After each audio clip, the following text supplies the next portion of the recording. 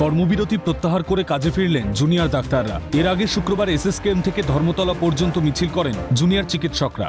ডোরিনা ক্রসিংয়ে ধর্নায় বসেন তারা। তারপর সেখানেই দাঁড়িয়ে কর্মবিরতি প্রত্যাহারের সিদ্ধান্তের কথা ঘোষণা করেন আন্দোলনরত জুনিয়র ডাক্তাররা। সেই মতো মাঝরাত থেকে কাজে ফেরেন তারা। পাশাপাশি স্বাস্থ্য সচিবের অপসারণ সহ 10 দফা দাবিতে রাজ্য সরকারকে 24 ঘন্টার ডেডলাইন বেঁধে দেন জুনিয়র ডাক্তাররা। কর্মবিরতি প্রত্যাহার করে জুনিয়র ডাক্তাররা কাজে ফেরায় শনিবার সকাল থেকেই স্বাভাবিক ছন্দে দেখা গেল আরজিকর হাসপাতালকে।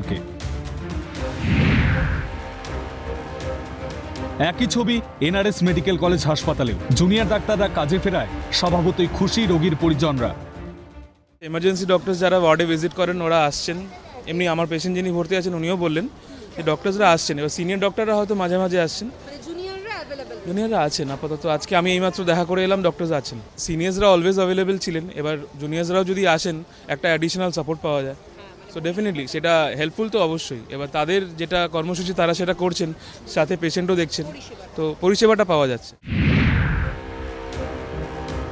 অন্যদিকে শুক্রবার রাত থেকে মেডিকেল কলেজ হাসপাতালে কাজে যোগদান করেছেন আন্দোলনরত জুনিয়র চিকিৎসকরা। শনিবার সেখানকার ধর্ণা মঞ্চটি ছিল ফাঁকা। রাতভর সেখানে চলে রোগী দেখার কাজ।